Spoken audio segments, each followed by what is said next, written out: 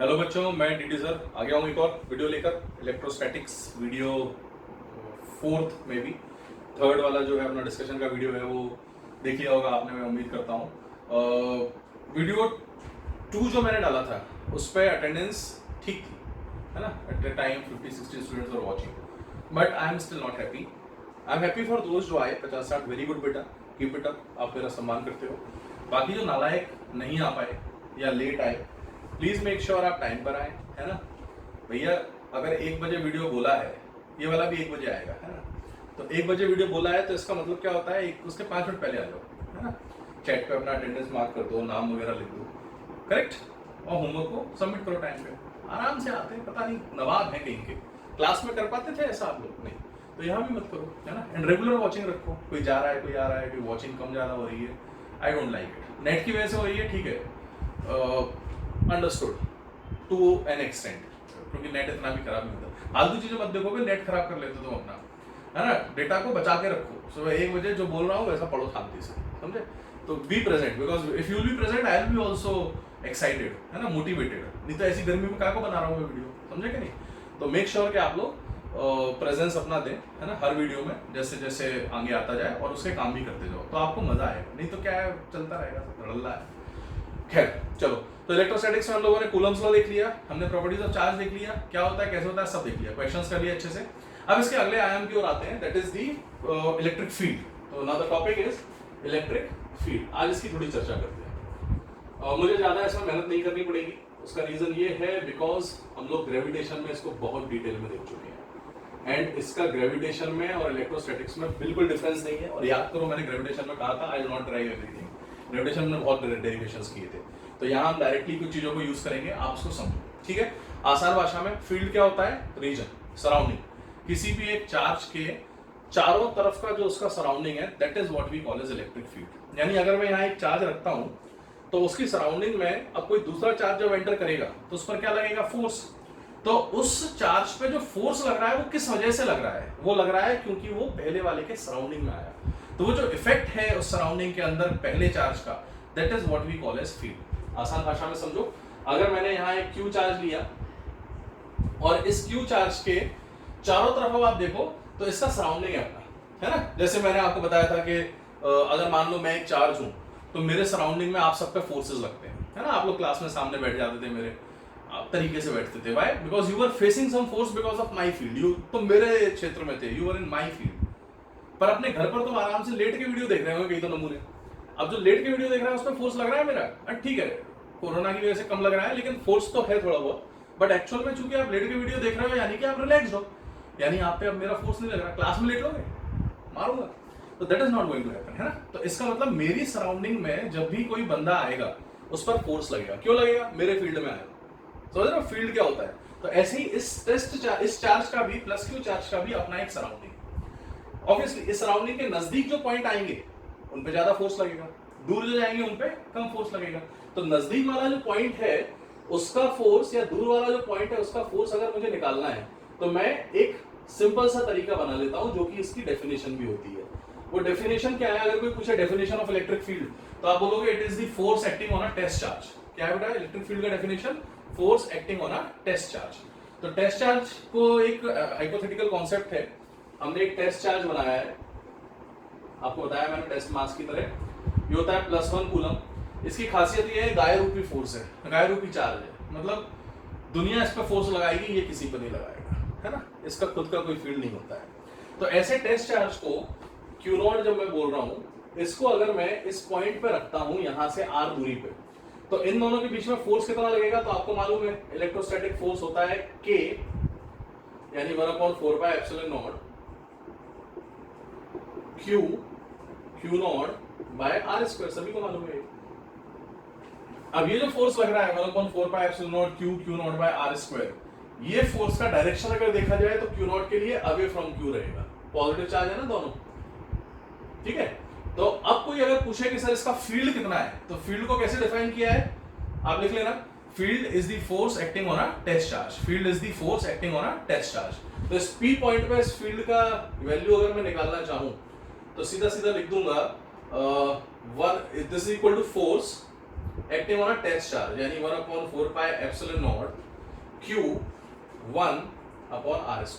देखा आपने? तो यहां से सीधा सीधा फील्ड एट पॉइंट P कितना आ गया? सीधा सीधा आ गया KQ/r²। टेंशन लेना ही नहीं, जैसे वहां आता था -GM/r², माइनस डायरेक्शन की वजह से। ठीक है, और ऐसा भी तो लिख सकते हैं कि जो फोर्स है इसके ऊपर लगने वाला जो फोर्स है ना, F, this FE is simply given as, किसको रखा? Q0 को, और कहां रखा? Q के फील्ड में, किस जगह पर? P पे, तो उसका फील्ड P पे कितना है? EP। तो यानी कि force is equal to charge into field. ये एक बहुत ही अहम रिलेशन मेरे सामने एस्टैब्लिश हो गई। आई एम श्योर आपको ये पता है ना, वहां पर भी पढ़ा है यार ये सब। तो यहां से सीधा सीधा फोर्स कितना आ गया electrostatic? Q0 into E, charge into field. अब सिर्फ एक बात समझो कि अगर ये चार्ज पॉजिटिव है तो इसका फील्ड किधर था? अवे। अगर यहीं पर मैं नेगेटिव ले लेता तो क्या हो जाता? तो यहाँ पर -Q0 इनटू EP आता, लेकिन इस बार जो फोर्स था वो अट्रैक्टिव होता यानी फोर्स टुवर्ड्स द चार्ज होता। तो आपको सिर्फ इतना समझना है कि अगर मैं यहाँ एक फील्ड बनाता हूं इस तरह का आगे की तरफ, और इस आगे की तरफ बनाए हुए फील्ड में एक पॉजिटिव चार्ज रख देता हूं Q, फील्ड की वैल्यू E है, तो इस पर जो फोर्स है वो टुवर्ड्स द फील्ड लगता है, और जो फोर्स होता है वो Q इनटू E होगा, है ना, सीधा प्लस Q इनटू E लिख दो। और वहीं पर अगर मैं इसी फील्ड के अंदर, यही बना देता हूं, मैं एक नेगेटिव चार्ज को रख दूं, तो उसके ऊपर जो फोर्स लगता है वो अगेंस्ट द फील्ड लगता है, तो इस पर जो फोर्स लगेगा वो भी Q इनटू E होगा, लेकिन अपोजिट होगा, तो -QE लिख दो, या फिर सीधा सीधा Q into E in opposite direction. तो पॉजिटिव चार्ज पर फोर्स किधर लगता है? In the direction of field, and negative charge पर फोर्स किधर लगता है? Opposite to the direction of field. और उस फोर्स की वैल्यू कितनी होती है? Q इनटू E, और E क्या होता है पॉइंट चार्ज के लिए? KQ/r²। तो आप इसको अब यहाँ से यूज करेंगे हम लोग, एप्लीकेशंस पे हम आ रहे हैं। मैं इसमें ज्यादा टाइम नहीं दे रहा हूँ, बिकॉज आई नो बहुत सारे बच्चों को पता है, और मेरे खासतौर पे जो मेरे से पढ़े होंगे उनको बिल्कुल अच्छे से पता है। तो अगर मैं इसके एप्लीकेशंस को डिस्कस करूं तो सबसे पहले मुझे अलग अलग चार्जेस का या वेरिएशंस का फील्ड निकालना है। तो सबसे पहला जो है वो है पॉइंट चार्ज, जो हम देख चुके हैं। पॉइंट चार्ज का फील्ड कितना होता है? बोलो बेटा जल्दी से अंग्रेजी में, है ना। अगर एक पॉइंट चार्ज लेता हूं Q, तो इससे R दूरी पर, ये पॉइंट की प्रॉपर्टी होती है, यहां अलग यहां अलग, इस पर जो फील्ड आएगा +Q है तो अवे, और -Q अगर है तो फील्ड का डायरेक्शन टुवर्ड्स द चार्ज, यानी इधर एरो हो जाएगा। तो अभी माइनस ले लेते हैं, तो इसका जो फील्ड आएगा E एट P, क्योंकि डायरेक्शन बता दिया इसलिए माइनस मत लिखो, है ना, मैग्नीट्यूड डालो। ये फील्ड आता है 1/4πε0 Q/r²। अगर इसी को वेक्टर फॉर्म में लिखो तो फिर आपको यूनिट वेक्टर से मल्टीप्लाई करना पड़ेगा, वो सब कुचड़ की आवश्यकता नहीं है। तो इलेक्ट्रिक फील्ड हमारा पॉइंट चार्ज का कितना आता है? सीधा सीधा KQ/r² या फिर 1/4πε0 Q/r²। ये हो गया पॉइंट चार्ज। इसी से सारे डिराइव होते हैं, आपको पता है ये। तो इसके बाद सेकंड वाले पर आते हैं। सेकंड फील्ड जो इंपॉर्टेंट है हमारे लिए, सेकंड इंपॉर्टेंट जो ऑब्जेक्ट है या सेकंड इंपॉर्टेंट जो सेटअप है, that is field due to ring, semi circular ring, है ना, क्वार्टर सर्कुलर रिंग, आर्क। तो मैं आपको डायरेक्टली आर्क का फॉर्मूला बता रहा हूँ। मैं डायरेक्टली कर रहा हूँ क्योंकि मैं इसका डेरिवेशन कर चुका हूँ ग्रेविटेशन में। जिन बच्चों ने नहीं पढ़ा मेरे से, उनको डेरिवेशन में दिक्कत है, मुझे मैसेज कर देना, मैं आपको उसका डेरिवेशन शेयर कर दूंगा। Very simple. तो यहाँ पर मैं डायरेक्टली, मैं सीधा सीधा तरीके पे आ रहा हूँ। मान लो अगर मैंने एक रिंग का एक एलिमेंट लिया, है ना, ये रहा एलिमेंट, और ये सेगमेंट ऑफ अ रिंग है, इसका जो एंगल है यहाँ, है ना, वो एंगल, डेरिवेशन एकदम ग्रेविटेशन जैसा है, इसलिए टेंशन मत लेना तुम लोग खुद। इनफैक्ट मैं आपको टास्क दे रहा हूँ, आप खुद करके देखो इसको, है ना, शेयर करो मेरे से। तो अगर इसका पूरा एंगल जो है वो फाई है, और चूंकि ये एक लीनियर चार्ज है तो इसलिए इसकी लीनियर चार्ज डेंसिटी दे रखी है लैम्डा। लैम्डा क्या होता है आपका? चार्ज पर यूनिट लेंथ, ठीक है। अच्छा, अब सिर्फ इस चीज को देखना है कि ये रॉड जो है या ये जो आर्क है वो पॉजिटिव है या नेगेटिव है। अगर मान लीजिए ये आर्क जो है वो पॉजिटिवली चार्ज है, तो फिर जो भी फील्ड होगा वो इससे अवे होगा, और नेगेटिवली चार्ज है तो टूवर्ड्स होगा। तो पॉजिटिवली है तो इसका मतलब इस पॉइंट पर जो फील्ड आएगा that will be away from this positive charge, और इधर की तरफ रहेगा। इसको लिख देते हैं ईओ। तो अगर कोई पूछे कि सर ईओ की वैल्यू कितनी है, तो भैया याद रख लो इसका फॉर्मूला। इसका फॉर्मूला होता है 2 के lambda by R sine pi by 2, है ना। क्रॉस चेक कर लेना, ग्रेविटेशन से मैच करता हुआ होगा। 2 के lambda by R sine pi by 2, वहां शायद 2g lambda by R sine pi by 2 आएगा। क्रॉस चेक कर लेते हैं इसको। कैसे करें क्रॉस चेक? एक काम करो, अगर मैं पूरी रिंग ले लूं तो पूरी रिंग के लिए फाई कितना हो जाएगा? 2 पाई। तो आप ऊपर निकालो ईओ, तो ईओ लिखोगे तो 2 पाई बाय 2 यानी पाई, साइन 0 साइन पाई 0 होता है तो 0 हो गया। ये बढ़िया है, ये सही है, सही लग रहा है मुझे, है ना। अच्छा, आधी रिंग लेता हूं, ठीक है। अच्छा, एक काम करते हैं, इस बार नेगेटिवली चार्ज लेते हैं तो क्या फर्क पड़ेगा देखते हैं। नेगेटिवली चार्ज है, माइनस लैम्डा इसकी चार्ज डेंसिटी, तो इसका अगर फील्ड निकालना है सेंटर पे तो अब टूवर्ड्स द रिंग आएगा एंगुलर बाइसेक्टर पे, और इस ईओ की जो वैल्यू आएगी वो कितनी आएगी? तो इससे लिख देता हूं, ईओ की जो वैल्यू यहाँ आएगी that will be simply given as 2k lambda by R sine pi by 2। अब एंगल कितना है इसका? पाई, पाई यानी 180, 180 बाय 2 90, साइन 90 कितना होता है 1, तो सीधा सीधा 2k लैम्डा बाय आर आ गया। सही लग रहा है मुझे, है ना। अच्छा, थर्ड क्वार्टर सर्कुलर ले लिया, कर चुके हो यार इसे भी जल्दी नहीं किया ना तो फिर शेम ऑन मी। समझे? ये देखो, ये रहा O पॉइंट, ये है पाई बाय 2, पॉजिटिव मान लो, बहुत हो गया, ठीक है। प्लस लैम्डा, क्या करेंगे? टेंशन लेने का नहीं, एंगुलर बाइसेक्टर पे यहाँ फील्ड आ जाएगा। कितना आ जाएगा ये field? This field will turn out to be E O, और ईओ की जो वैल्यू आएगी वो कितनी आ जाएगी? सीधी सीधी 2k लैम्डा बाय आर, है ना, साइन 5 बाय 2 यानी 90 बाय 2, साइन 45, साइन 45 कितना होता है? 1 बाय रूट 2। सही है एकदम। ईओ कितना आ गया? Root 2 k lambda by R. याद है, बताया था मैंने वहां। क्यों हुआ था ऐसा? इसलिए हुआ था कि अगर एक कंपोनेंट इधर आया है, एक इधर आया है, और दोनों ही कितने हैं? k lambda by R, k lambda by R. तो इसीलिए जो रिजल्टेंट आया था वो कितना आया था अपना? k lambda by R root 2। तो ऐसे हम इसको कर सकते हैं। तो ये हमारा एक बेसिक सा रिंग का सेगमेंट हो गया। डेरिवेशन करने का अगर किसी को तरीका नहीं पता है तो मैं एक बार बता देता हूँ। कुछ नहीं करना बेटा, यहाँ से थीटा एंगल पे एक छोटा सा एलिमेंट मान लो डी थीटा का, है ना, और इस छोटे से एलिमेंट का चार्ज निकालो, इसका डी क्यू निकाल के इस पॉइंट पर फील्ड निकालो, फील्ड आ जाएगा, इंटीग्रेट कर दो। कहाँ से? -π/2 से +π/2। सिंपल, बहुत ही आसान होता है। तो आई होप आपको समझ में आया होगा। तो इसको आप नोट कर सकते हो बड़े आसानी से। तो ये हमारे फील्ड है because of ring and the segments of ring, correct. अब इसी रिंग को अभी जो फील्ड निकालना है तो इस प्लेन में था, लेकिन अगर यही रिंग को मैं परपेंडिकुलर प्लेन में रख दूं तो क्या होगा उसको देख लेते हैं। ठीक, चलिए। तो यहाँ पर हम लोगों ने field along the axis of the ring को हमें स्टडी करना है। हम लोग ऑलरेडी स्टडी कर चुके हैं कि सेगमेंट पे क्या होता है। तो बहुत ही सिंपल सा है। आपको सबसे पहले क्या चीज समझनी होगी कि अगर इस रिंग का टोटल चार्ज कैपिटल Q है ना, हम लैम्डा भी ले सकते थे, बट Q के टर्म्स में इसका फॉर्मूला सिंपल होता है, याद रखने लायक होता है। अब यहाँ पर अगर कैपिटल Q इसका चार्ज है तो what is the field due to this ring जो इस प्लेन में रखी है at this point which is at a distance x from the centre of the ring. तो ये जो डिस्टेंस है हमको दे रखा है x, पॉइंट का नाम है P, और इसका फील्ड कैसा होगा? अगेन पॉजिटिव Q हुआ अगर तो इसका फील्ड राइट में आएगा, और नेगेटिव फील्ड हुआ तो टूवर्ड सेंटर। सीधा याद रखो, positive charge away from the charge, field due to negative charge towards the charge, है ना। फोर्स की बात करें तो पॉजिटिव चार्ज पे फील्ड के डायरेक्शन में और नेगेटिव चार्ज पे फील्ड के अपोजिट डायरेक्शन। तो अब सोच के देखते हैं सिंपल। वैसे तो डेरिवेशन भी बहुत सिंपल है, बट ठीक है मैं डायरेक्टली करूंगा, मैं तो बता चुका हूँ। तो यहाँ पर अगर मैं फील्ड निकालना चाहूँ P पॉइंट पे तो इसका फॉर्मूला पहले किस टर्म्स में याद रखते हैं उसको लिखो, फिर इसको डायरेक्टली लिख दूंगा। तो ये फॉर्मूला होता है K Q X upon R square plus X square की पावर 3/2। समझे कि नहीं? कितना फील्ड आता है? Field is K Q X upon R square plus X square की पावर 3/2। K की वैल्यू डाल दो तो 1/4πε0 QX upon R square plus X square की पावर 3/2। ये इसका फॉर्मूला बनता है और आप पढ़ चुके हो, I am sure about it and I know it, है ना, मैंने पढ़ा है।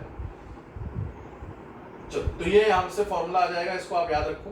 इसकी अब 2-3 खास पॉइंट्स है जो आपको समझने हैं या याद रखने हैं, या अपन कर चुके हैं, आप याद ही रखो। है ना। क्या है 2-3 खास पॉइंट। सबसे पहले ये फील्ड जो आ रहा है, ये फील्ड का इसके अंदर वेरिएबल क्या है सबसे पहले ये समझो। तो इसके अंदर वेरिएबल x है हमारा। क्यों है ये x वेरिएबल? क्योंकि x को हम आगे पीछे शिफ्ट कर सकते हैं। x इधर हो सकता है, इधर हो सकता है, कहीं भी हो सकता है। तो x के साथ अगर ये वेरी कर रहा है और कोई पूछे कि सर बताइए फील्ड मैक्सिमम कहाँ होगा, तो हम साफ साफ कह सकते हैं कि EP अगर मुझे मैक्सिमम चाहिए और ये x के साथ वेरी कर रहा है तो DEP बाय dx कितना कर दो 0। This is the condition for maximum minimum. और जैसे ही इस कंडीशन को सब्स्टिट्यूट करोगे तो यहाँ से x की दो वैल्यू आती है plus minus r/√2। I hope आपको याद है, नहीं है याद तो ग्रेविटेशन पढ़ो, है ना। तो x कितना आ जाएगा सीधा सीधा प्लस माइनस r/√2। यानी ये दो पोजीशन है जहाँ पर फील्ड कैसा आएगा, मैक्सिमम आएगा या फिर मिनिमम आएगा। तो अब सवाल ये उठता है कि इसका ग्राफ कैसा बनेगा फील्ड के वेरिएशन का। तो एक बात सुनो, x को 0 डाल दो, x 0 मतलब ये, और सेंटर पे फील्ड कितना आता है 0, तो 0 डालते से आंसर कितना आ जाएगा 0, क्योंकि ये 0 प्लस r² तो r² बचेगा, क्यूब हो जाएगा क्योंकि 2 कट जाएगा, एंड x को 0 डालोगे फाइनली 0। तो न्यूमरेटर में 0 यानी फील्ड 0। तो यहाँ फील्ड 0 है, ये पक्का है। इन्फिनिटी डाल दो तो अभी वही चीज होगी, क्यों, r² प्लस x² है ना। अगर मान लो इसमें से x² आपने कॉमन भी ले लिया तो यहाँ पर क्या बचेगा, r² प्लस x²। एक काम करो ना, x² अगर कॉमन लोगे तो कितना बचेगा, x³ इससे कट जाएगा तो बचेगा नीचे x²। और अगर आपने x इन्फिनिटी डाला तो डिनोमिनेटर में इन्फिनिटी होने के कारण फील्ड कितना हो जाएगा 0। करके देखो, ये मत सोचो कि सर जल्दी जल्दी बता दिया आपने, अभी करके देखो। x को कॉमन लो, कॉमन लोगे बाहर आ जाएगा, 2 से 2 कटेगा, x³ बाहर आएगा, क्यूब बाहर आ गया, x कट गया, नीचे 1/x² आया। अब x को डालो इन्फिनिटी, 1/∞², 1/∞, 1/∞ कितना होता है 0। तो फील्ड कितना आ जाएगा 0। मतलब एक बात तय है कि फील्ड x एक्सिस के इन्फिनिटी पे भी 0 है और सेंटर पे भी 0 है, और इस तरफ राइट वर्ड है इसलिए पॉजिटिव मान लेंगे। तो ऐसे में फील्ड का डायग्राम कैसा बन रहा होगा, सोचो आप, यहाँ 0 और यहाँ r/√2 पर मैक्सिमम। तो ये कुछ ऐसा चित्र बन जाएगा, बढ़ती गई मैक्सिमम हुई और फिर 0। तो जिस पॉइंट पर ये फील्ड मैक्सिमम हुआ होगा, है ना, उस पॉइंट को हम लोग बोल देते हैं, मैं थोड़ा पीछे बना देता हूँ उसको। तो जिस पॉइंट पर ये फील्ड मैक्सिमम हुआ होगा, है ना, उस पॉइंट की वैल्यू हमें पता है कितनी है, मैं बताता हूँ। पहले इसको यहाँ बना दूंगा, ये पॉइंट P है तो इस पर फील्ड किधर की तरफ होगा, आगे की तरफ, है ना, एंड दिस इज EP। तो यहाँ पर जो पॉइंट आ रहा है जहाँ ये फील्ड मैक्सिमम आ रहा है, that point is simply r/√2। तो ये प्लस r/√2। और सिमिलरली अगर मैं पीछे की तरफ जाता हूं तो क्या होगा, ये ऐसे जाएगा और सेम वही चित्र बनेगा, सिर्फ डिजाइन वही है ना। ये देखो, ये यहाँ 0 और जिस पॉइंट पर ये मिनिमम हो रहा है, मिनिमम एक्चुअली वर्ड सही नहीं है बट ठीक है, वह तो है। तो जिस पॉइंट पर ये मिनिमम हो रहा है वो पॉइंट हमने ऐसे बना दिया, and this point is what we call as -r/। Minus सिर्फ इसलिए बेटा क्योंकि फील्ड इस तरफ है ना। तो आप समझ गए, तो ये अपन पढ़ चुके थे ऑलरेडी, तो इसीलिए मैंने डायरेक्टली बता दिया। तो ये याद रखो फॉर्मूला कि field due to this ring along the axis at a distance x कितना होता है, kqx/r² + x² की power 3/2। This is another important formula. Third formula for field जो हमें अच्छे से पता होना चाहिए, that is field due to a finite rod. Finite rod का बताऊंगा तो फिर बाकी सारे केसेस अपन उसी से बनाएंगे, पता है ना, याद करो पुराने दिन, टेंशन लेने का नहीं। तो field due to finite rod अगर देखना है तो सिंपली क्या करो बेटा, देखो ये रही एक इनफाइनाइटली लॉन्ग, ये फाइनाइट ले रहे, ये रही एक फाइनाइट लॉन्ग रॉड, इसकी लेंथ तो हमें नहीं दी, इसकी चार्ज डेंसिटी लैम्डा है, लेट अस से प्लस लैम्डा है, माइनस में सिर्फ डायरेक्शन बदलेगी फील्ड, जिसकी होती डायरेक्शन वही बदलेगी। तो ये रही प्लस लैम्डा, ठीक है। इसकी वजह से फील्ड निकालना है एट दिस लोकेशन, जिसको आप नाम दे रहे हो P, और इसकी दूरी है यहाँ से R। ये हम वही पुरानी चीजें आ रही हैं सब। तो सबसे पहले क्या स्टेप रहता है, पहला स्टेप, इस पॉइंट जिस पर फील्ड निकालना है उसको दो एक्सट्रीम एंड से जोड़ दो। तो जैसे ही इसको दो एक्सट्रीम एंड से जोड़ोगे तो आप देख सकते हो इस P पॉइंट से यहां एंगल बन रहा है, and this particular angle here is alpha, and this particular angle here is beta. देख पा रहे हो सभी लोग, एक अल्फा एंगल है और दूसरा बीटा है। लेफ्ट में अल्फा मान लो, राइट में बीटा, उससे फर्क कुछ नहीं पड़ता। अब इस फील्ड के दो कंपोनेंट आएंगे, है ना। अब आपको थोड़ा दिमाग लगाना है, मामूली सा। भैया पॉजिटिव चार्ज से फील्ड अवे होता है टूवर्ड्स अवे, नेगेटिव से टूवर्ड्स। लेफ्ट में ज्यादा पॉजिटिव, राइट में राइट में, तो राइट से अवे यानी इधर। तो पैरेलल कंपोनेंट इस तरफ आएगा, ऐसे थोड़ा सा दिमाग लगा लो। तो पैरेलल कंपोनेंट ऑफ फील्ड आ गया इस तरफ, इसको लिख देंगे ई पैरेलल। पॉजिटिव है अवे यानी ई परपेंडिकुलर इधर आ जाएगा, समझे कि नहीं। इन दो के फॉर्मूले आपको पता है, देखो ई पैरेलल कितना होता है, ई पैरेलल होता है, वहां जी लैम्डा बाय आर आता था, यहाँ के लैम्डा बाय आर, है ना। पैरेलल नेगेटिव हो सकता है, जीरो हो सकता है, तो इसीलिए cos alpha minus cos beta, ये मैग्नीट्यूड है ना। सिमिलरली ई परपेंडिकुलर कितना आएगा बोलो बेटा, के लैम्डा बाय आर कितना साइन। अब ये पॉजिटिव कभी जीरो नहीं हो सकता, ये perpendicular, sine alpha plus sign beta, है ना। ये बन गया फॉर्मूला। तो ये हो गया ई परपेंडिकुलर और ये हो गया ई पैरेलल। इससे मुझे फील्ड के दोनों कंपोनेंट मिल गए। अब दोनों कंपोनेंट मिल गए तो आप बड़े आसानी से देख सकते हो कि ई नेट क्या हो जाएगा, या तो वेक्टर फॉर्म में लिख दो या फिर सीधा सीधा under root of E parallel का स्क्वायर प्लस ई परपेंडिकुलर का स्क्वायर, है ना। और कोई पूछे कि ये जो रिजल्टेंट बन रहा है नेट फील्ड, इसका कितना एंगल है हॉरिजॉन्टल से वर्टिकल से वगैरह वगैरह, तो ये जो फील्ड है आपका, है ना, ये आपका आ रहा है ई नेट या ई एट पी। तो आप सीधा सीधा क्या बोलोगे, ई नेट एट पी जो भी आ रहा है, इसका कोई एंगल पूछे अगर, तो आप ऐसा समझ लेना कि ये एंगल मान लो ये वाला पूछ लिया, है ना, थीटा। तो आप सीधा कह दोगे टेन थीटा जो आएगा, this tan theta is simply given as E parallel upon E perpendicular. आपकी चॉइस है, उल्टा दूसरा एंगल पूछा है तो E perpendicular upon E parallel हो जाएगा। तो ये हम इस तरीके से लिख पा रहे हैं, देख रहे हो, ये किसकी वजह से, बिकॉज ऑफ फाइनाइट रॉड। अच्छा, इसी को सेकंड केस को बताओ जो ज्यादा इंपॉर्टेंट है। अगर इसी रॉड को मैं इनफाइनाइट रॉड कर दूं, इसी रॉड को क्या कर दूं बेटा, इनफाइनाइट रॉड, है ना। तो इनफाइनाइट रॉड करने का मतलब क्या हो गया, ये वाला एंड इधर चला जाएगा इनफाइनाइट और ये वाला इधर। तो अल्फा जो था वो बढ़ते बढ़ते बढ़ते बढ़ते मैक्सिमम कितना हो सकता है, 90। सिमिलरली बीटा भी 90। तो alpha equal to beta equal to pi by 2, समझ रहे हो, फॉर्मूले में वैल्यू डालो। तो ई पैरेलल, भैया पैरेलल में तो cos pi by 2 minus pi by 2 zero हो गया, ई पैरेलल तो सीधा जीरो आ गया। बचा सिर्फ ई परपेंडिकुलर, कितना, sin 91 2 के लैम्डा बाय आर। देख रहे हो कितना आसान है ये, है ना। अब चूंकि पैरेलल है नहीं तो नेट भी यही रहेगा, तो ई एट पी कितना हो जाएगा, 2 के लैम्डा बाय आर। कोई डायग्रामेटिकली अगर समझना चाहे तो मैं नेगेटिव चार्ज लेके समझा देता हूँ, है ना। तो नेगेटिव चार्ज लेके कैसे समझोगे, इसको ऐसे समझ लो कि डायग्रामेटिकली हम ऐसा कह सकते हैं कि यहाँ पर जो फील्ड आएगा, है ना, ये रही अगर एक रॉड, अरे क्या बन गया ये, यहाँ बना रहा हूँ, ये रही मान लो एक रॉड, ठीक है। अब ये नेगेटिवली चार्ज है अगर, तो ऐसे में इस पॉइंट पर जब फील्ड पूछोगे आप, और ये अगर इनफाइनाइट रॉड है, तो फील्ड का टेंशन लेना ही नहीं, field will always be towards the rod. तो जो ईपी आपने निकाला है या ई परपेंडिकुलर वो ऐसा आएगा, समझे कि नहीं। तो इनफाइनाइट रॉड के लिए इस तरीके से आ जाएगा। अब ये फाइनाइट हो गया, इनफाइनाइट हो गया, थर्ड क्या होता है तुम्हें पता है, खुद बोलो, सेमी इनफाइनाइट, है ना, उसको भी देख लो। तो सेमी इनफाइनाइट रॉड अगर लेंगे तो कैसे आएगा वो हम देख लेते हैं। अच्छा, इसको लिखते भी जाना, बिकॉज ठीक है, चाहो तो पहली बार में ऐसे ही देख लो, फिर लिख लेना, क्वेश्चंस कर लेना वैसा अगर मैं बोलूँ तो, है ना। तो इसको अपनी सुविधा अनुसार नोट करते जाओ।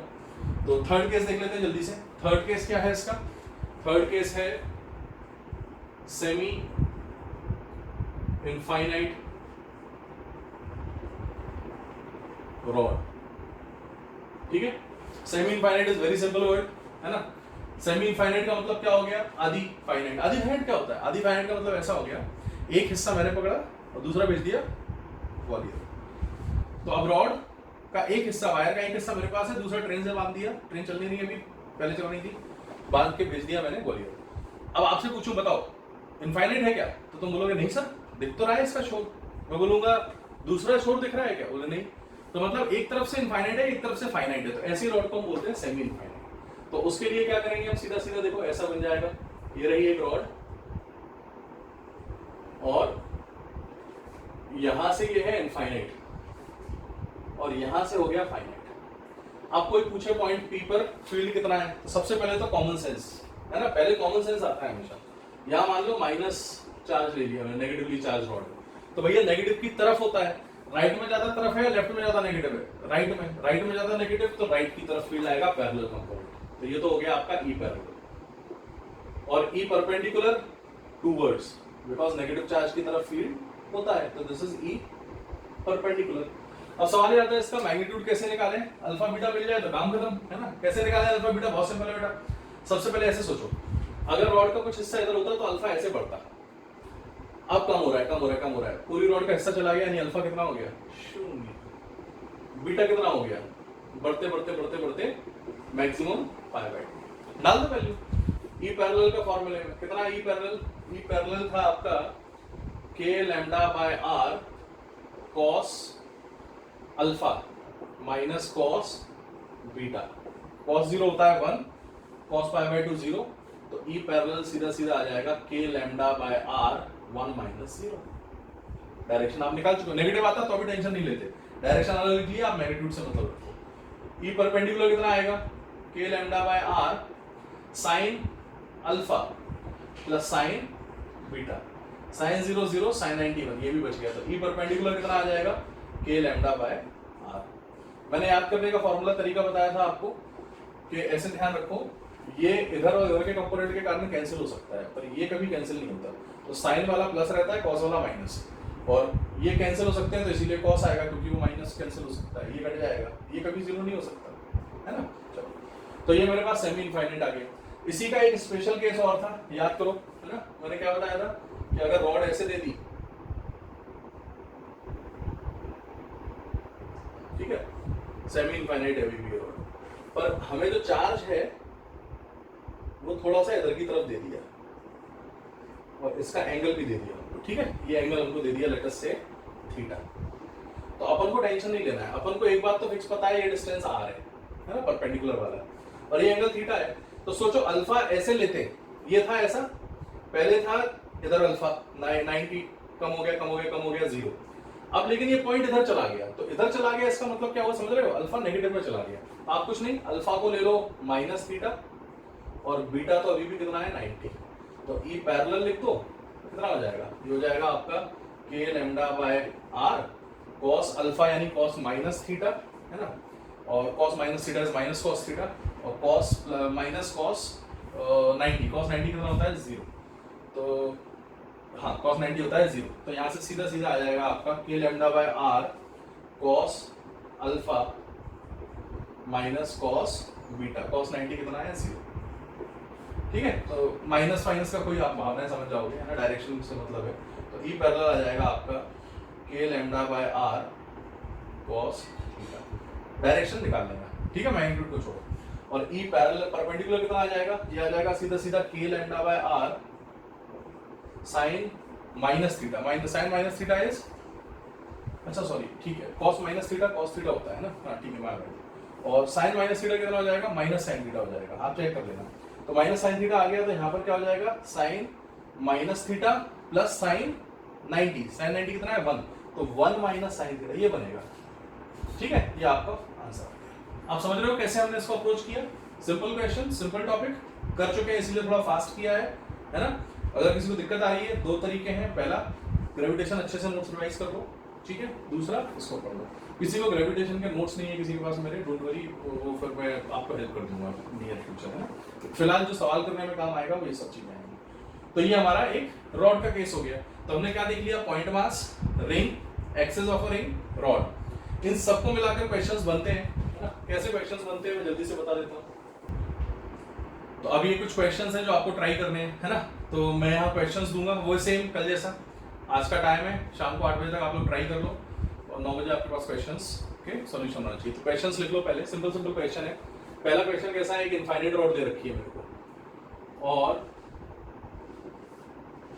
It is bent in this shape, ठीक है, ये इनफाइनाइट रॉड है और ऐसे इसको बेंट कर दिया गया है। अब उसका पूछना ये है कि अगर ये बीच का जो टुकड़ा है, ये बेंट वाला हिस्सा, ये क्वार्टर सर्कुलर है, ये रेडियस r है, ये रेडियस r है, ये डिस्टेंस r है इसका, तो इससे r दूरी पर ये पॉइंट जो P है, यहाँ पर नेट फील्ड कितना आएगा, E एट P। ठीक है, ये हमारा पहला क्वेश्चन है, करेक्ट। दूसरा क्वेश्चन देख लो, दूसरा क्वेश्चन भी बहुत सिंपल है। दूसरे क्वेश्चन में हमसे क्या बोला गया है, इस बार उसने एक रॉड ली है, इसकी चार्ज डेंसिटी है लैम्डा, ठीक है। इससे x दूरी पर, सेंटर से या कॉर्नर से लो, यहां से x दूरी पर पॉइंट P है, इस रॉड का लेंथ है L। तो पूछ रहा है कि सर बताइए what is the field at point P, है ना।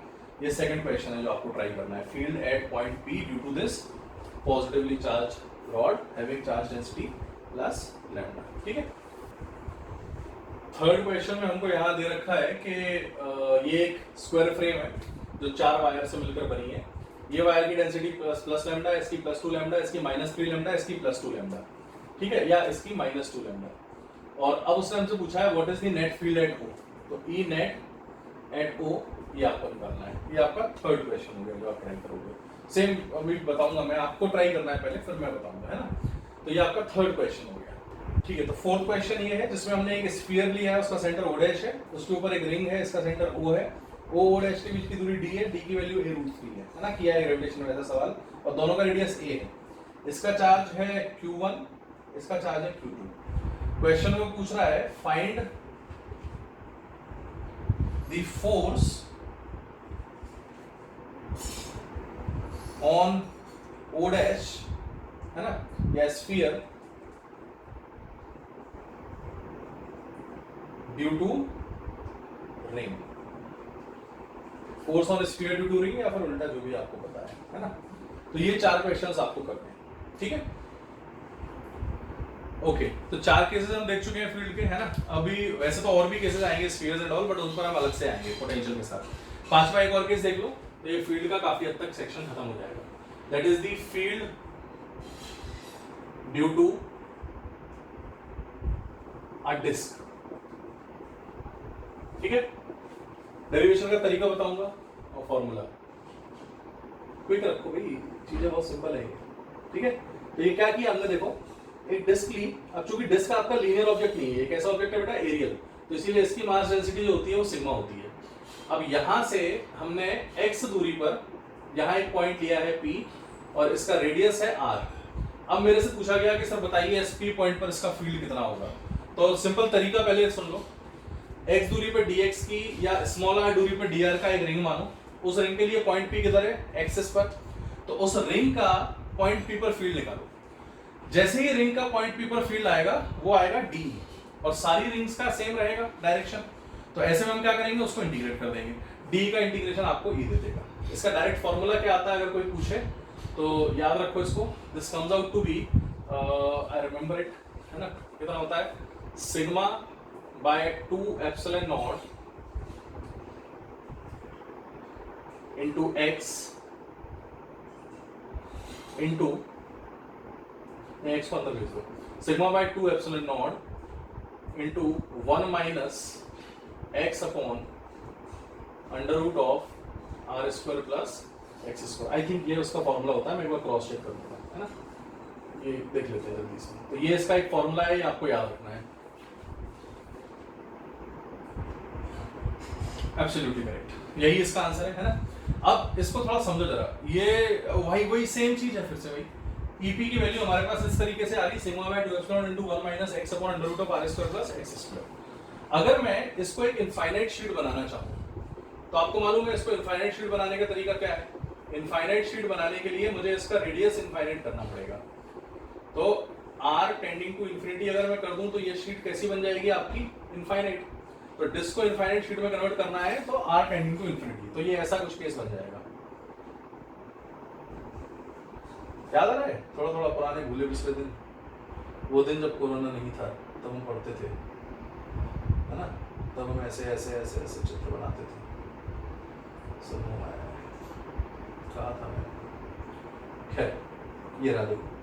अब ये यहाँ भी r tending to infinity, infinity infinity infinity, charge density sigma.